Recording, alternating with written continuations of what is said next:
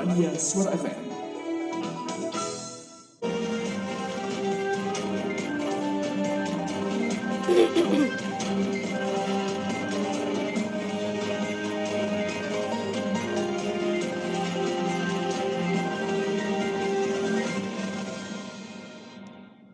Assalamualaikum warahmatullahi wabarakatuh. 94,6 Radio Pradia Suara FM. Inilah radio Anda, komunikasi lancar, informasi benar.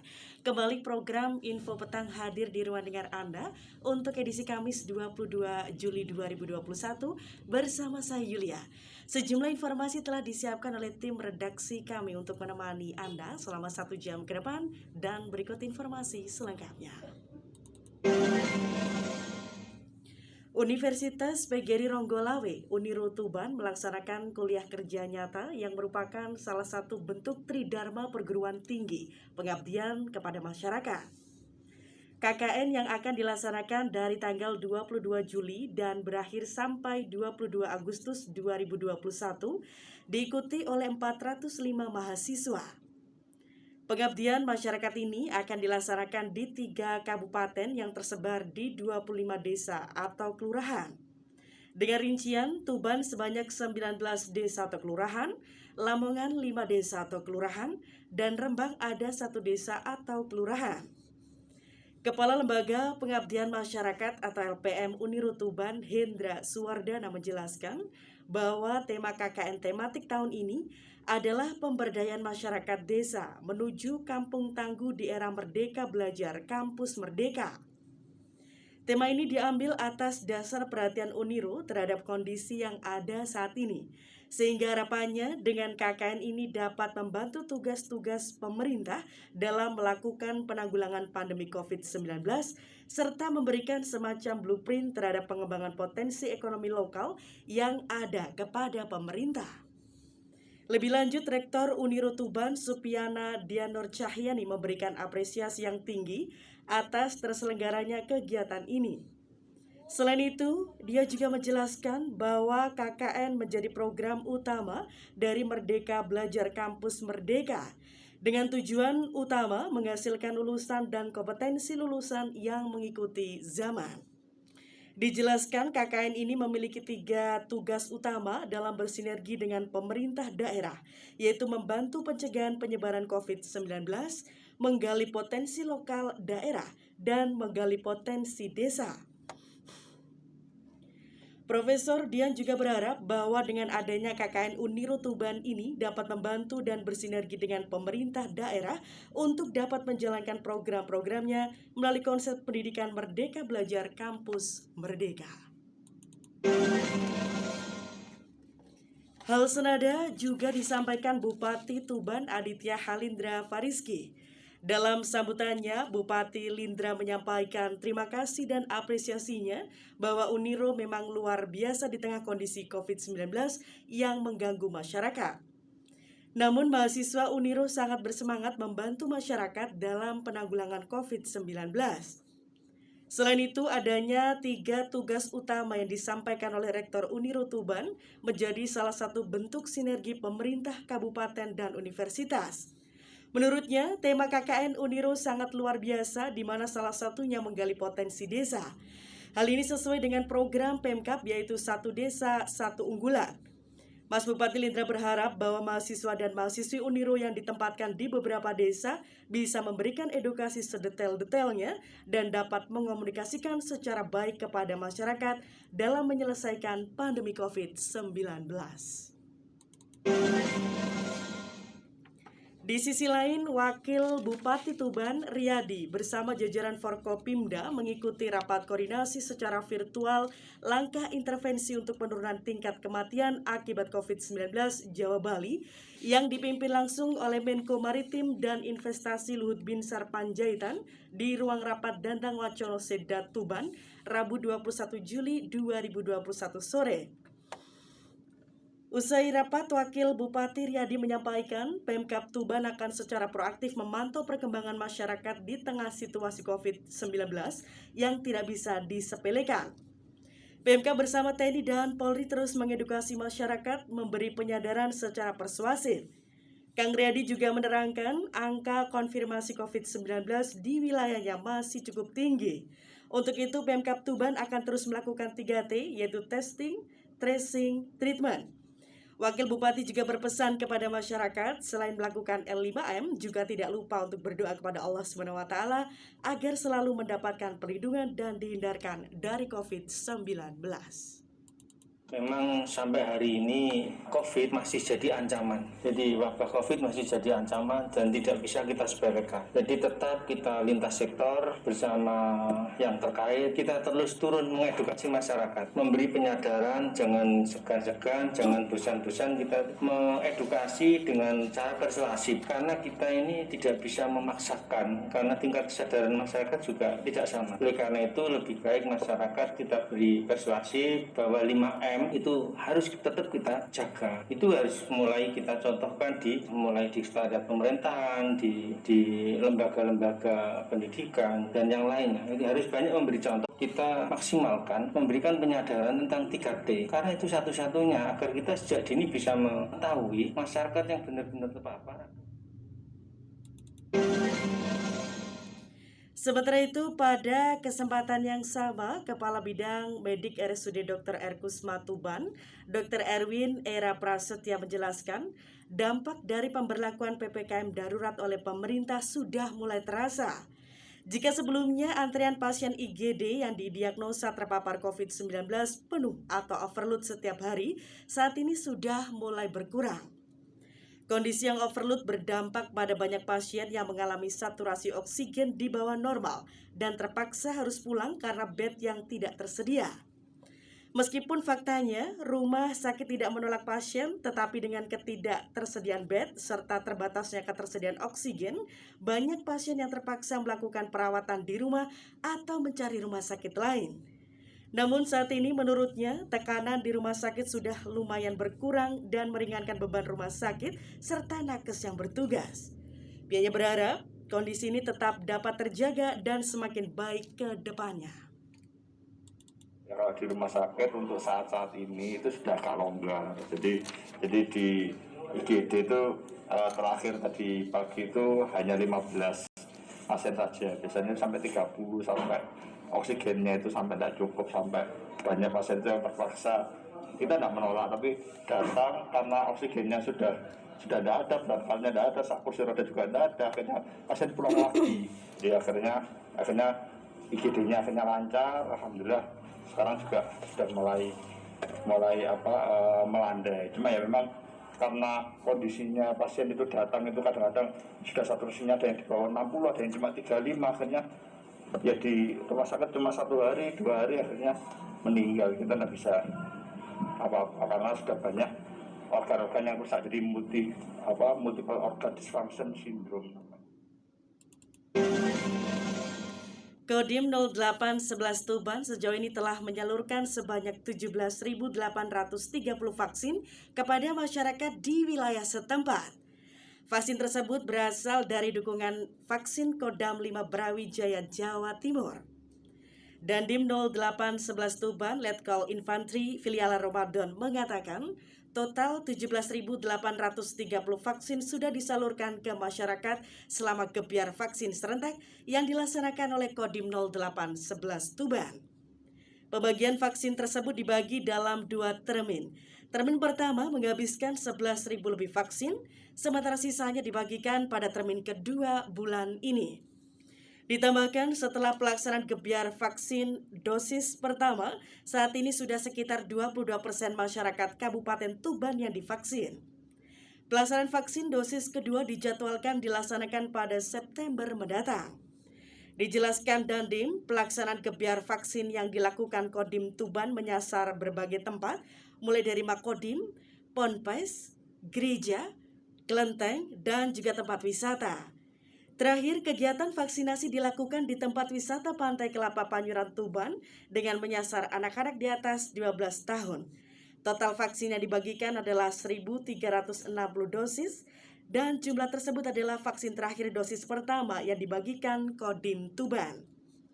Berikutnya akan dilanjutkan dengan gebyar vaksinasi dosis kedua yang dijadwalkan pada September mendatang. Ya, baik. Ini adalah kali kedua Kodim mendapatkan dukungan vaksin dari Kodam 5 Brawijaya. Ini sudah rangkaian terakhir. Hari ini adalah hari terakhir kita habiskan vaksin dengan jumlah 1.360 dosis. Nah, sampai dengan pagi ini kan kita sudah dapat 570-an. Nah, memang ini kita nanti berikutnya kita akan menunggu dukungan lagi dari Kodam 5 untuk dosis pertama atau vaksin untuk yang pertama. Sampai dengan sekarang jumlahnya 17.830 mulai dari awal. Itu dibagi dalam 2 termin kita dapat. Termin pertama itu 11.000 sekian, baru sisanya ini kita dapat lagi yang hari ini terakhir. Tahap kedua, dosis kedua maksudnya ya. Dosis kedua nanti rencana itu akan diturunkan di bulan September.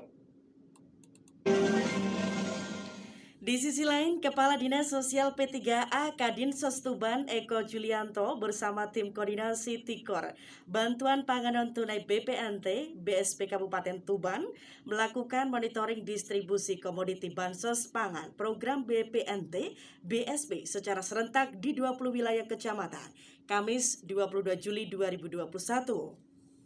Dalam peninjauan lapangan di wilayah Kecamatan Singgahan, Jatirogo, Kenduruan, Bangilan, dan Kecamatan Senori kali ini, Eko Julianto didampingi Kasih Perlindungan dan Jaminan Sosial Dinsos P3A Tuban, Santoso. Mereka memberikan pengarahan kepada jajaran kecamatan, supplier, dan agen.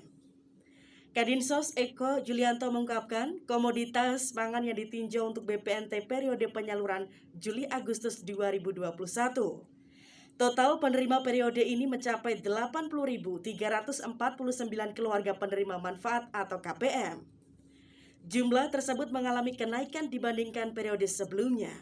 Bulan sebelumnya kurang lebih sekitar 72.000 KPM. Ditambahkan, komoditas beras yang ditinjau berkualitas baik dan menjadi barometer di agen dan KPM. Beras yang disalurkan harus sesuai ketentuan, berkualitas premium. Jika ditemukan komoditas pangan yang didistribusikan tidak sesuai, maka agen diminta mengembalikan ke supplier untuk diganti.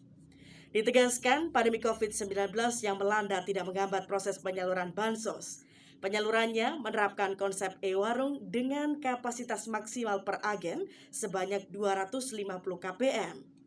Agen dapat mengatur jadwal penyaluran ke penerima agar tidak terjadi kerumunan. Hal ini sebagai salah satu dukungan terhadap upaya penanggulangan pandemi COVID-19 di Tuban. Ya, ini tadi kan sudah disaksikan oleh teman-teman Forkopimka, ada teman-teman Paguyuban, ada PKSK, ada teman-teman PKH. Ini alhamdulillah tadi disaksikan bersama bahwa kualitas komoditas berasnya terutama cukup baik. Dan kami berharap nanti yang sudah dibuat contoh ini itu nanti betul-betul menjadi barometer untuk penyaluran di titik agen yang nanti akan diambil oleh KPM atau dibeli KPM. Nah, kami tidak berharap nanti yang sudah ditentukan di sini baik, kemudian di titik penyalurannya nanti tidak baik. Nah, kalau itu terjadi, tentu kita akan pastikan supplier kami minta untuk mengganti itu kalau ada laporan dari masyarakat.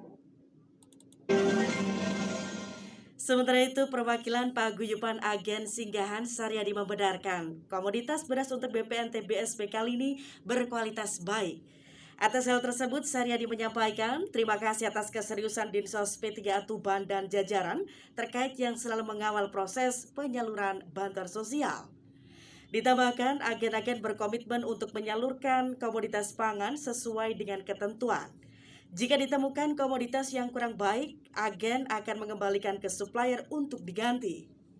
Hal ini sudah menjadi kesepakatan bersama antara KPM, agen, dan supplier, serta mendapat pengawasan dari Dinsos P3A Tuban. Untuk diketahui, proses pemantauan komoditas pangan BPNT BPSP, maksud kami BPNT BSP, dilakukan oleh sejumlah tim koordinasi selama 2 hari, 22 hingga 23 Juli. Tim terdiri dari jajaran OPD Pemkab Tuban dan Polres Tuban.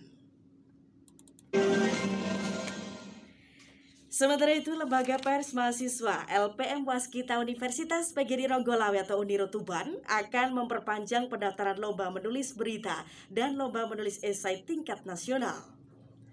Proses pendaftaran diperpanjang hingga tanggal 9 Agustus mendatang. Begitu pula dengan pengumpulan karya yang dimulai dari tanggal 21 Juni hingga 9 Agustus 2021. Proses penjurian akan dilakukan pada tanggal 10 hingga 15 Agustus 2021 dan hasil akhir lomba akan diumumkan tepat pada peringatan HUT Republik Indonesia yaitu tanggal 17 Agustus 2021. Kepada reporter Pradia Suara Muhammad Narus, Sie Kesekretariatan LPM Waskita Uniro Tuban, Endang Purwanti, saat dikonfirmasi mengatakan, perlombaan yang digelar dalam rangka Disnatalis LPM Waskita yang ke-17 itu awalnya akan diumumkan pada akhir bulan Juli. Akan tetapi karena beberapa pertimbangan, kegiatan tersebut akhirnya diperpanjang. Ditambahkan, waktu pengumuman sengaja diundur pada 17 Agustus untuk menyesuaikan dengan tema Milenial Berkarya Budaya Indonesia Berjaya, di mana tema tersebut dipilih untuk memupuk rasa nasionalisme khususnya bagi generasi muda.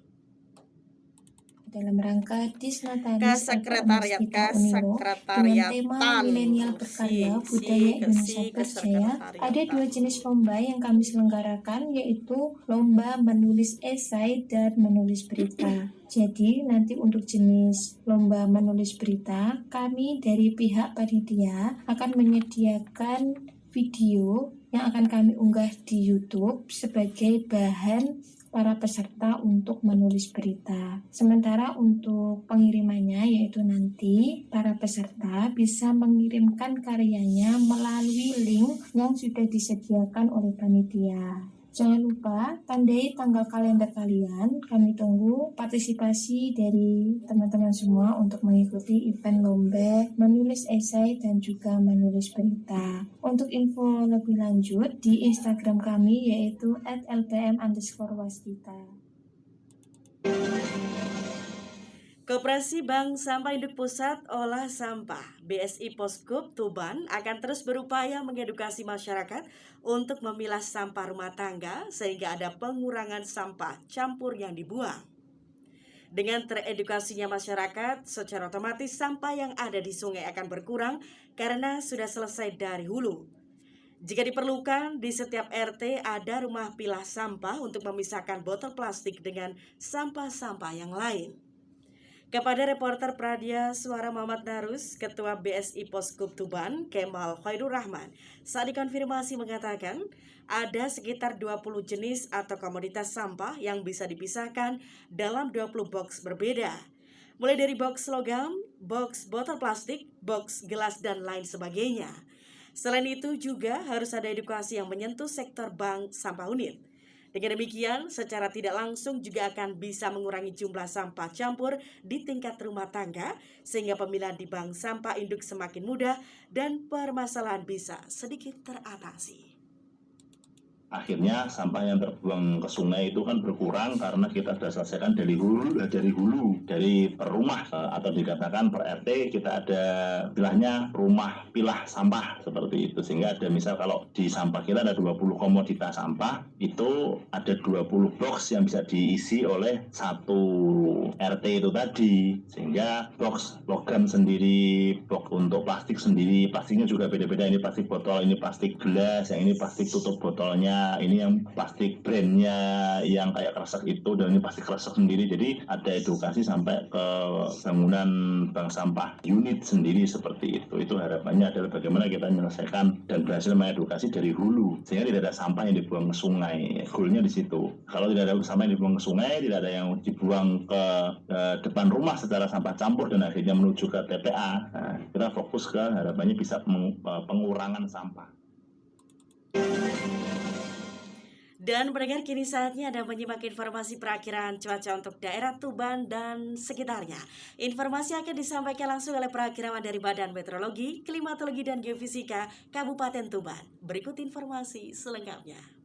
Selamat malam para pendengar radio Pradia Suara FM dimanapun Anda berada. Pada malam hari ini, saya Putri Permata Sani dari BMKG Tuban akan menyampaikan informasi cuaca pelayaran bagi para pengguna perairan di wilayah perairan Jawa Timur yang berlaku hari ini Kamis tanggal 22 Juli 2021 mulai pukul 19 waktu Indonesia Barat hingga 12 jam ke depan. Untuk kondisi cuaca di wilayah perairan utara Jawa Timur diperkirakan cerah berawan dengan ketinggian gelombang berkisar antara 0,75 hingga 1,75 meter.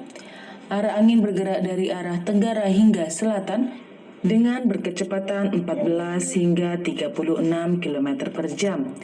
Sedangkan keadaan cuaca di Laut Jawa bagian timur diperkirakan berawan dengan ketinggian gelombang berkisar antara 0,8 hingga 1,8 meter. Arah angin bergerak dari arah timur hingga tenggara berkecepatan 14 hingga 40 km per jam. Demikian informasi cuaca pelayaran yang dapat BMKG sampaikan pada malam hari ini. Semoga bermanfaat bagi para pendengar Radio Pradia Suara FM. Kami ucapkan terima kasih atas perhatiannya dan selamat malam. Baiklah pendengar, informasi dari BMKG tadi sekaligus menutup jumpa kita dalam program Info Petang untuk edisi Kamis 22 Juli 2021. Saya Yulia beserta kru yang bertugas mohon pamit undur diri dari ruang dengar Anda. Tetaplah patuhi protokol kesehatannya dan sukseskan program vaksinasi. Sampai jumpa dan wassalamualaikum warahmatullahi wabarakatuh.